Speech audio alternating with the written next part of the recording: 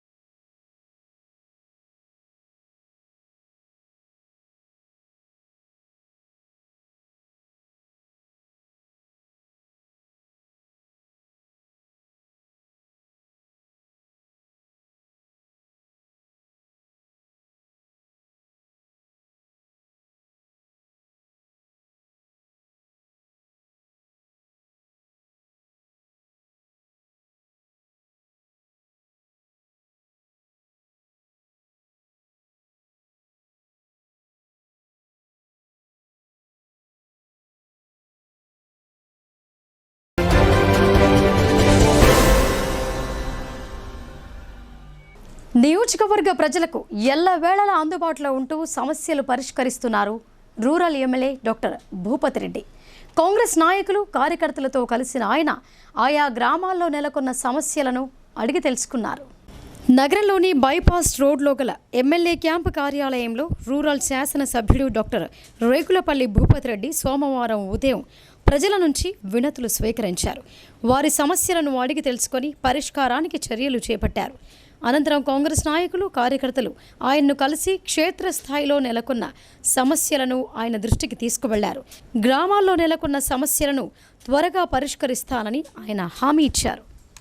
భారతదేశ మొదటి ప్రధాని స్వర్గీయ జవహర్ లాల్ నెహ్రూ వర్ధంతిని కాంగ్రెస్ పార్టీ శ్రేణులు ఘనంగా జరుపుకున్నారు. దేశాన్ని అభివృద్ధి పథంలో నడిపిన మహానుభావుడు జవహర్ లాల్ నెహ్రూ అని రాష్ట్ర ఉర్దూ అకాడమీ చైర్మన్ అన్నారు. జిల్లా కేంద్రంలోని స్థానిక కాంగ్రెస్ పార్టీ కార్యాలయంలో ఆ పార్టీ శ్రేణులు జవహర్ లాల్ నెహ్రూ వర్ధంతి సందర్భంగా ఆయన చిత్రపటానికి పూలమాలలు వేసి ఘన నివాళులు అర్పించారు. ఈ సందర్భంగా తాహిర్ బిన్ హమ్దాన్ మాట్లాడుతూ జవహర్ లాల్ నెహ్రూ దేశాన్ని అభివృద్ధి పథంలో నడిపించిన మహానుభావుడు అని కొనియాడారు. బ్రిటిష్ వారు దేశాన్ని పూర్తిగా దోచుకున్న తర్వాత దేశానికి స్వతంత్రం వచ్చిన తర్వాత మొదటిసారి ప్రధానమంత్రిగా బాధ్యతలు స్వీకరించిన నెహ్రూ దేశంలో ఎన్నో విప్లవాత్మక నిర్ణయాలు తీసుకొని దేశాన్ని అభివృద్ధి వైపు నడిపించారని కొనియాడారు. పంచవర్ష ప్రణాళిక ద్వారా ఆర్థిక వ్యవస్థను బలోపేతం చేశారని ఆయన చెప్పారు. నెహ్రూ భూ పంపిణీ విధానాన్ని అనుసరించడంతో పాటు నీటిపారుదలకు కాలువలు స్రవించడం, ఆయకట్టాలు కట్టించడం, వ్యవసాయ ఉత్పత్తి పెరుగుదలకు ఎరువుల వాడకాన్ని ప్రోత్సహించడం వంటి కార్యక్రమాలు చేపట్టారని ఆయన తెలియజేశారు.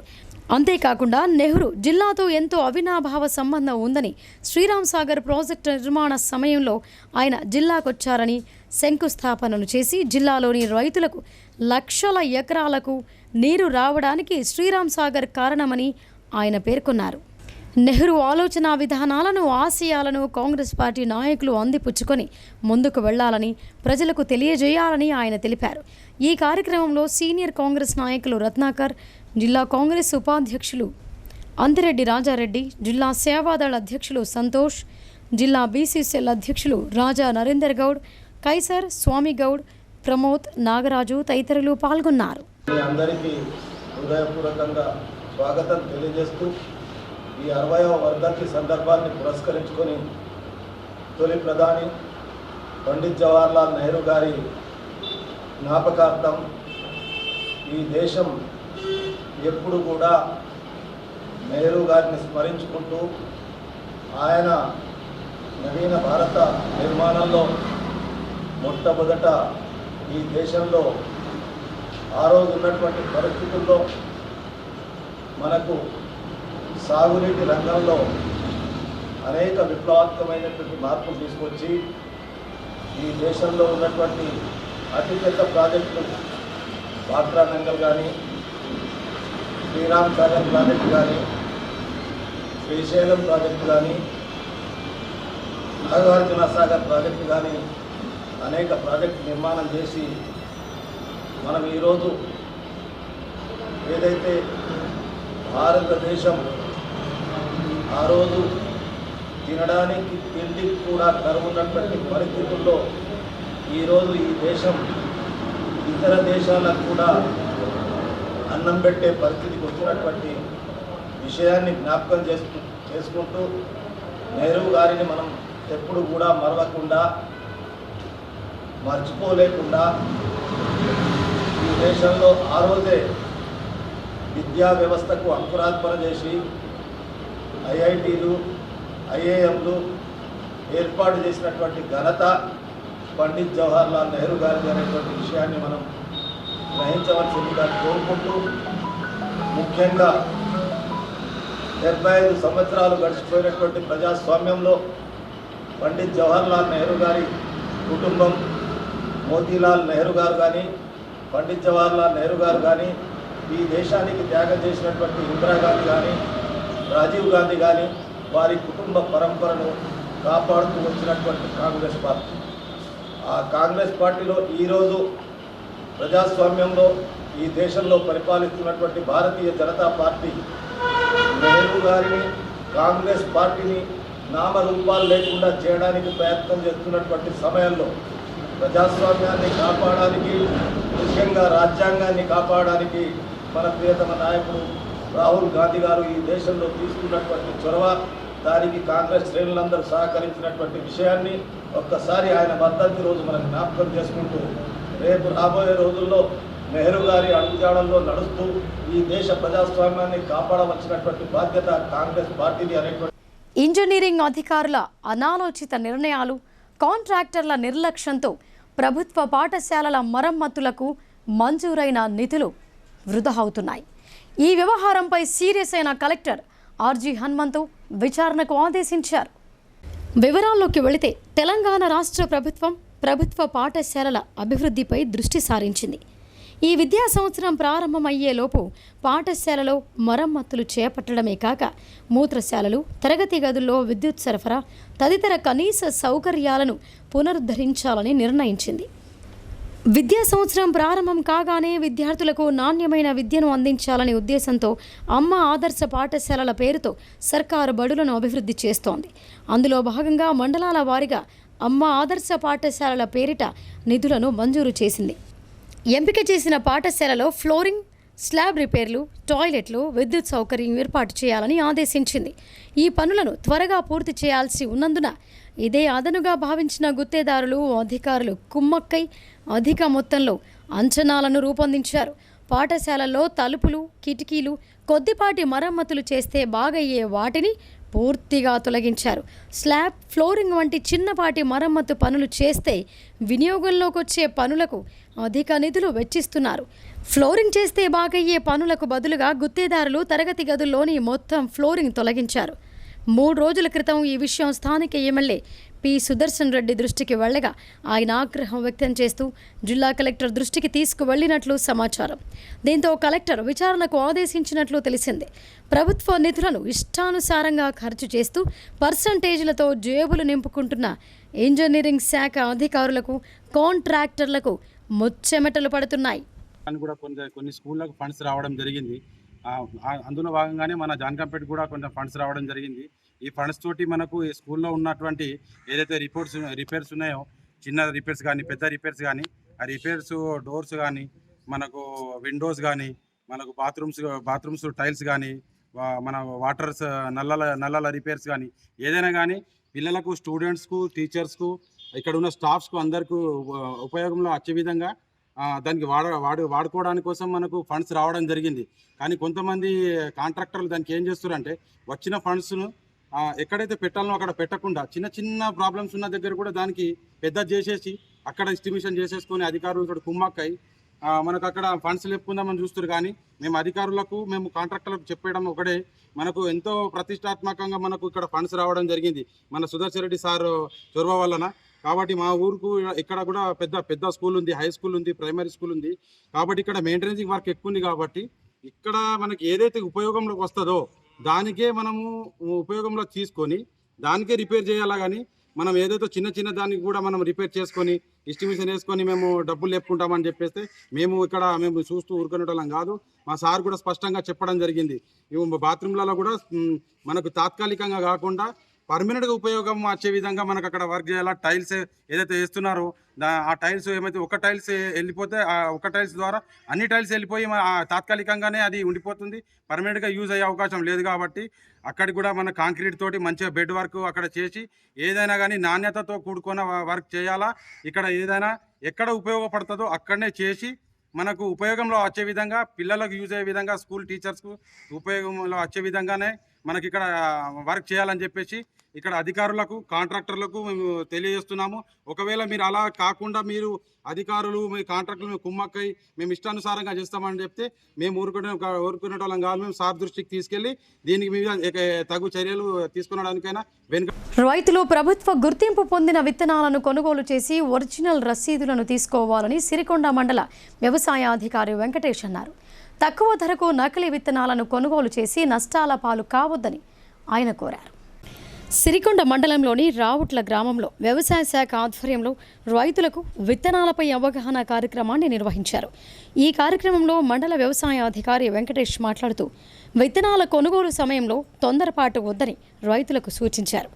లైసెన్స్ కలిగిన కంపెనీల వద్దనే డీలర్లు విత్తనాలు కొనుగోలు చేసి రైతులకు విక్రయించాలని అన్నారు. రైతులు జీఎస్టీ నెంబరున్న రసీదు మాత్రమే తీసుకురావాలని, రసీదుపై విత్తన కంపెనీ పేరు, విత్తన రకం, లాట్ నెంబర్, గడువు తేదీ రాసి ఉన్న రసీదుపై దుకాణదారులు సంతకాలు చేసి ఇవ్వాలని సూచించారు. ఫర్టిలైజర్ దుకాణదారులు ఇచ్చిన బిల్లులను పంటకాలం పూర్తయ్యే వరకు దాచుకోవాలని రైతులకు సూచించారు. రైతులు కొనుగోలు చేసిన విత్తనాలకు రసీదు తప్పనిసరని, లేదంటే నష్టపరిహారం పొందలేకపోతారని ఆయన వివరించారు. ఈ కార్యక్రమంలో ఏఈఓ సతీష్, పంచాయతీ కార్యదర్శి గణేష్, రైతులు రాజారెడ్డి, గొల్ల ఎర్రన్న, మూత గంగారాం, కిషన్, రవిశంకర్తో పాటు ఇతరులు పాల్గొన్నారు. మన డిపార్ట్మెంట్ ద్వారా ఎస్ఎస్బి ప్రోగ్రామ్ పెట్టి కూడా రైతులకు నాణ్యమైన విత్తనం అందాలనే ఉద్దేశంతో ఇవ్వడం జరుగుతుంది. ఈ విత్తనం మరి చూస్తే ఇంకా ఎన్ని దశలను ఏ విత్తనం వేసుకుంటే మంచిదని చెప్పి ఒక అవగాహన రావాలి. ప్రధానంగా మనం చూస్తే విత్తనం 5 రకాలు ఉంటాయి, 5 దశలు ఉంటాయి విత్తనంలో. ఒక సైంటిస్ట్ దగ్గర ప్రధానంగా మనం తయారు చేసినప్పుడు రీసెర్చ్ స్టేషన్లో న్యూక్లియస్ సీడ్ ఉంటుంది, కొంత మొత్తంలో ఉంటుంది, అది ఎవరికి ఇయ్యరు. దీనికి ఎటువంటి ట్యాగింగ్ కానీ సర్టిఫికేషన్ కానీ చేయరు. ఒక కొత్త రకం గవర్నమెంట్ రిలీజ్ చేసినప్పుడు ఆ సైంటిస్ట్ దగ్గర ఆ రకం ఉంటుంది.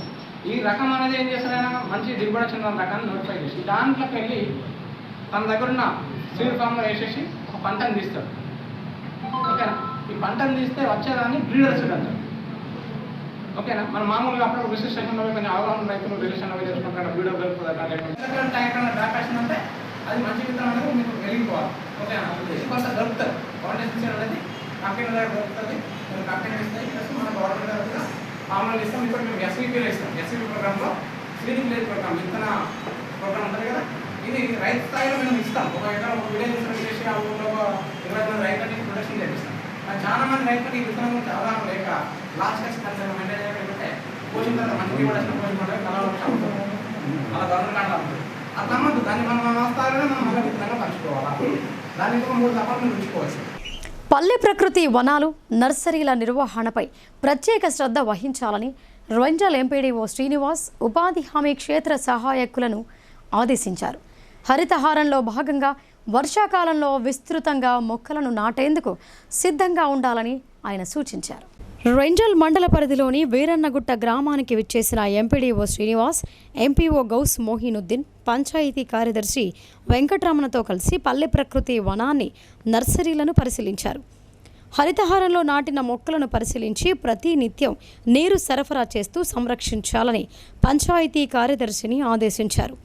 ఈ సందర్భంగా ఎంపీడీఓ మాట్లాడుతూ రానున్న వర్షాకాలంలో హరితహారంలో భాగంగా రోడ్లకు ఇరువైపులా మొక్కలు నాటేందుకు చర్యలు తీసుకోవాలని ఆయా గ్రామాల పంచాయతీ కార్యదర్శులకు సూచించారు.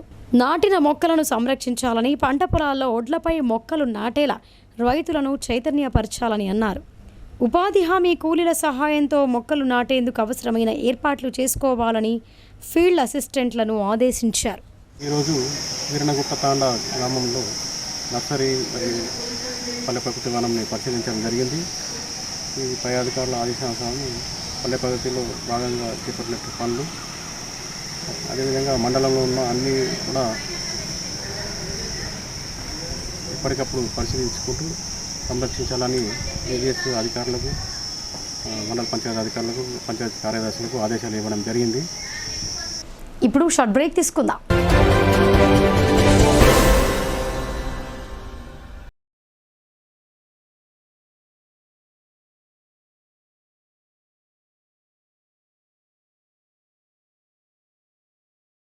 తెలంగాణలో మొట్టమొదటిసారిగా అధునాతన పద్ధతిలో నరాల, మానసిక, sex, alcohol, fits treatment, AC intensive care unit ఇప్పుడు మన నిజామాబాద్ లో doctor B Keshavulu MD psychiatry, Osmania గారి ఆధ్వర్యంలో అన్ని సదుపాయాలు గల అత్యాధునిక అతిపెద్ద హాస్పిటల్ ప్రారంభించబడ్డది. గమనిక, ఆధునిక ఏసీ వార్డు, అత్యంత విశాలమైన భవనం, అన్ని నరాల మానసిక సమస్యలకు మరియు ఆల్కహాల్ ను మాన్పించుటకు అడ్మిషన్స్ సౌకర్యం గల తెలంగాణలోనే అతిపెద్ద hospital doctor Keshavulu hospital, bus stand ఎదురుగా లైన్, ఖలీల్వాడి. తక్కువ ఖర్చుతో హైదరాబాద్ స్థాయి అత్యాధునిక వైద్య సదుపాయం కావాలనుకుంటున్నారా? అయితే సంప్రదించండి బండారి గ్రూప్, విజయలక్ష్మి హాస్పిటల్, ఖలీల్వాడి, నిజామాబాద్. గర్భం దాల్చకపోవడం, గర్భం నిలవకపోవడం, గర్భాశయం ద్వారం మూసుకుపోవడం, గర్భాశయం నందు గోడలు, అండాశయంలో నీటి బుడగలు మొదలగు వ్యాధులకు డాక్టర్ బండారి సుజాత ఎండి డీజీఓ గారు లాప్రోస్కోపీ ద్వారా ప్రత్యేక చికిత్స చేయబడును. గర్భిణీ స్త్రీలలో ఫిట్స్, అధిక రక్తపోటు, ఆస్తమా, మధుమేహం, ఉమ్మనీరు తక్కువ, ట్యూబ్లో ప్రెగ్నెన్సీ వంటి అధిక ప్రమాదకరమైన కేసులకు చికిత్స చేయబడును.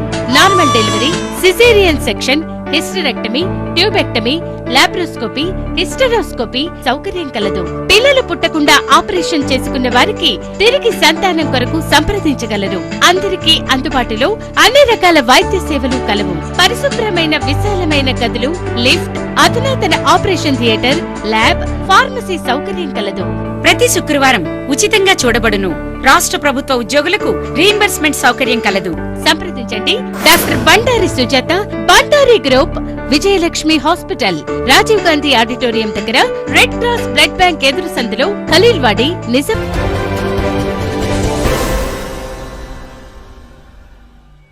Welcome back.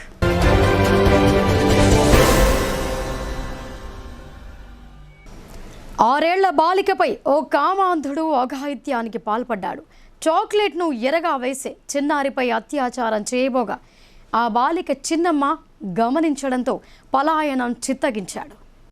ఈ దారుణ ఘటన వివరాలు ఇలా ఉన్నాయి. మోపాల్ మండలంలో ఆదివారం రాత్రి ఓ యువకుడు పక్కింట్లో ఉండే 6 ఏళ్ల బాలికకు చాక్లెట్ ఆశ చూపించి తన ఇంట్లోకి తీసుకువెళ్లాడు.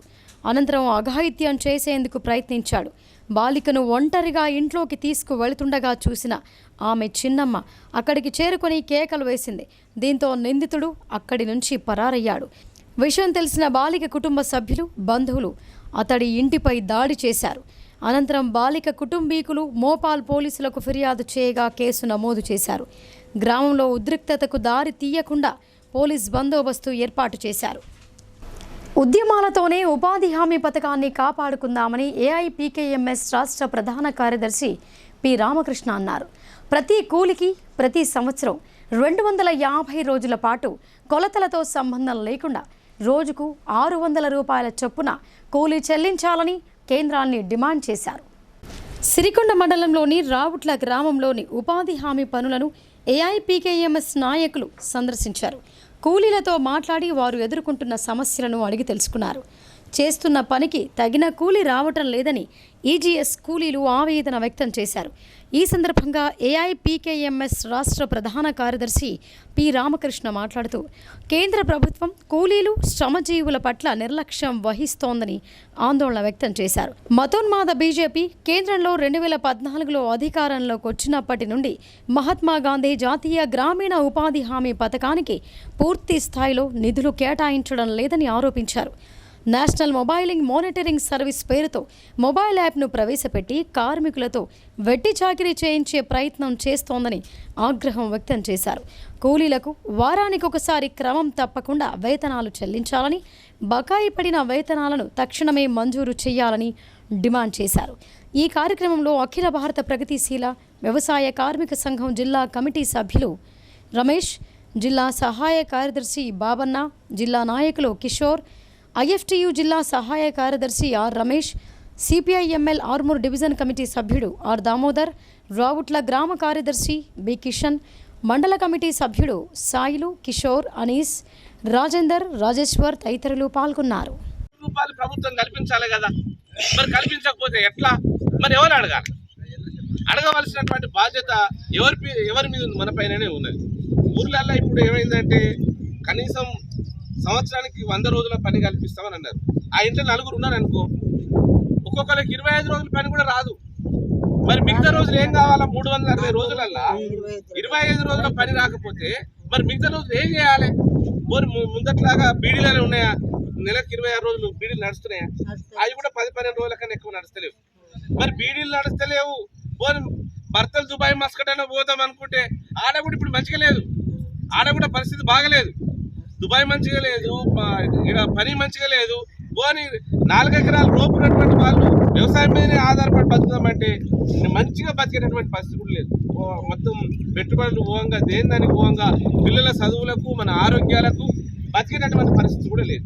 4-5 ఎకరాల లోపు ఉన్నటువంటి రైతుల, చిన్న రైతుల కుటుంబాలకు సంబంధించి మరి దేశంలో కైకిలు చేసేటోళ్ళే 16 కోట్ల మంది ఉన్నారు. ఈ దేశంలో 16 కోట్ల మంది ఉన్నారు. ఈ 16 కోట్ల మందిని ఏం చేయాలి? మరి వీళ్ళని ఎట్లా? విద్యుత్ శాఖ అధికారుల నిర్లక్ష్యానికి ఓ నిండు ప్రాణం బలైంది. తెగిపడిన విద్యుత్ వైర్లో యథావిధిగా కరెంటు సరఫరా కావటంతో ఉపాధి హామీ కూలి అక్కడికక్కడే మృత్యువాత పడ్డాడు. రుద్రూర్ మండలంలోని రాయ్కూర్ క్యాంప్ గ్రామంలో ఆదివారం గాలివాన బీభత్సం సృష్టించగా విద్యుత్ వైర్లు తెగిపడి పంట పొలాల్లో పడిపోయాయి. వైర్లను ఎవరూ గమనించకపోవడంతో అలానే విద్యుత్ సరఫరా అయ్యింది. సోమవారం ఉదయం రాయ్కూర్ క్యాంపు శివారులోని పంట పొలాల్లో 24 ఏళ్ల వయసు గల షేక్ లతీఫ్ అనే యువకుడు ఉదయం ఆ పొలంలో ఉపాధి హామీలో భాగంగా కాలువ పనులు చేసేందుకు వెళ్ళాడు. ముందు రోజు తెగిపడిన విద్యుత్ వైర్లలో యథావిధిగా సరఫరా అవుతోంది. ఈ విషయం తెలియని లతీఫ్ ఉపాధి హామీ పనుల్లో నిమగ్నం కాగా ఆ వైర్లు ఆయనకు తగలడంతో విద్యుత్ షాక్కు గురై పంట పొలాల్లోనే మృతి చెందాడు. ప్రక్కనే పనిచేస్తున్న ఉపాధి హామీ కూలీలు గమనించి అరుపులు, కేకలు పెట్టారు. అంతలోనే లతీఫ్ మృతి చెందడంతో కుటుంబ సభ్యులు కన్నీరు మున్నీరయ్యారు. ఆదివారం రోజు విద్యుత్ వైర్లు తెగిపడితే విద్యుత్ అధికారులు మరమ్మతులు చేయలేదని, విద్యుత్ అధికారుల నిర్లక్ష్యం వల్లనే తమ కొడుకు ప్రాణాలు పోయాయని కుటుంబ సభ్యులు వాపోతున్నారు. విద్యుత్ అధికారుల నిర్లక్ష్యంతోనే ఈ ప్రమాదం సంభవించిందని గ్రామస్తులు ఆగ్రహం వ్యక్తం చేశారు. ఇప్పుడు సంక్షిప్త వార్తలు చూద్దాం.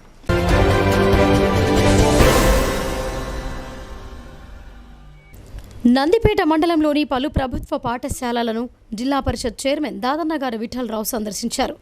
ఆ పాఠశాలలో నెలకొన్న సమస్యలను స్థానిక ప్రజాప్రతినిధులను అడిగి తెలుసుకున్నారు.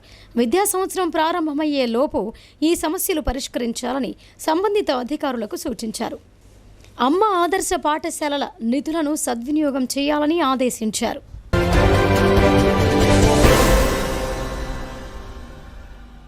Banswada municipal commissioner Haleem Bhainsa municipal కమిషనర్గా బాధ్యతలు నిర్వర్తించిన సమయంలో సిడిఎంఏలో అవినీతికి పాల్పడడంతో నిర్మల్ జిల్లా కలెక్టర్ ఆయన్ను సస్పెండ్ చేసిన విషయం తెలిసిందే. ఆయన సస్పెన్షన్కు గురవ్వడంతో ఎల్లారెడ్డి మున్సిపల్ కమిషనర్ శ్రీహరిరాజుకు ప్రభుత్వం బాన్స్వాడ మున్సిపల్ కమిషనర్గా అదనపు బాధ్యతలు అప్పగించింది. ఈ మేరకు శ్రీహరిరాజు సోమవారం బాధ్యతలు స్వీకరించారు.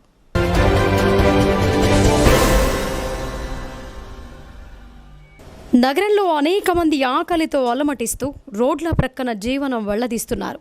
ఓవైపు ఎండవేడి, మరోవైపు ఆకలి మంట నిరుపేదల పాలిట శాపంగా మారింది. వారిని గమనించిన జిల్లా జడ్జి సునీత కుంచాల మానవతా దృక్పథాన్ని చాటారు. ప్రధాన రోడ్ల వెంబడి ఉన్న నిరాశ్రయులకు భోజన ప్యాకెట్లు పంపిణీ చేసి వారి ఆకలి తీర్చారు. ఈ కార్యక్రమంలో బార్ అసోసియేషన్ అధ్యక్షుడు జగన్మోహన్ గౌడ్, సూపరింటెండెంట్ పురుషోత్తం గౌడ్తో పాటు ఇతరులు ఉన్నారు.